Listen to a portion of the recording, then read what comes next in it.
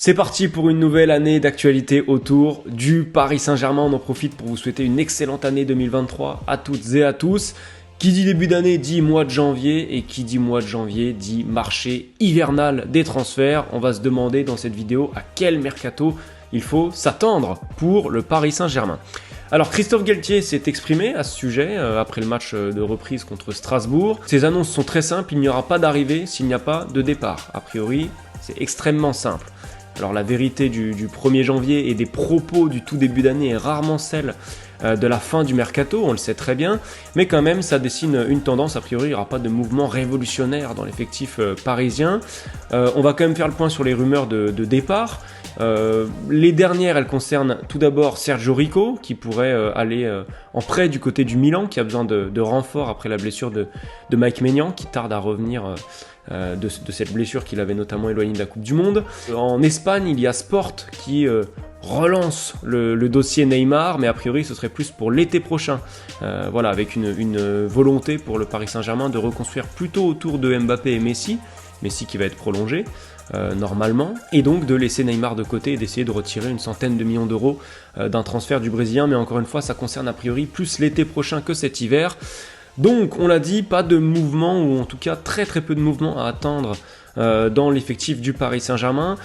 Alors ça pose quand même question, parce que si on prend un peu de hauteur, on se rend compte qu'il y a quand même des postes où il y aurait peut-être besoin d'une recrue ou deux.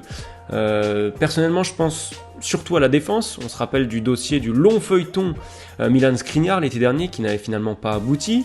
Là actuellement Paris se repose sur Marquinhos et Sergio Ramos, qui sont pas d'une régularité à toute épreuve cette saison et qui ont parfois du mal quand le niveau s'élève, notamment en Ligue des Champions. Presnel Kimpembe, lui, il tarde à revenir de blessure. A priori, il devrait manquer encore plusieurs semaines de compétition. Et puis derrière, bon, il y a la volonté de Galtier et du PSG de laisser de la place au jeune Bichabou. Mais c'est pas encore l'assurance tout risque sur le papier quand on fait le bilan global. Et un défenseur central de métier de top niveau supplémentaire, même dans l'optique de remettre en place une défense à 3 centraux, ce qui n'est plus le cas depuis plusieurs mois, eh bien ça ne serait évidemment pas de trop.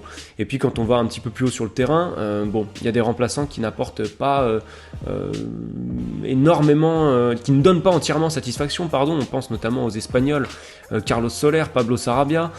Bref, ça manque un petit peu d'impact player en sortie de banc. Alors Ekitike, petit à petit, commence vraiment à prendre la mesure du PSG, et puis à marquer de plus en plus régulièrement. Il a encore marqué contre le RC Lens malgré la défaite, mais ça manque quand même de profondeur sur certains postes. Ça manque un petit peu de quantité et même de qualité chez les remplaçants.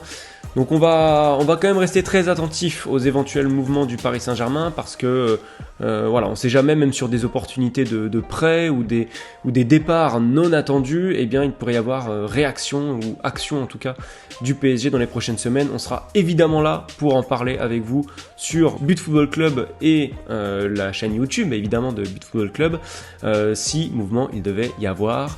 On reste très attentif et on se retrouve dans la prochaine vidéo. À très vite.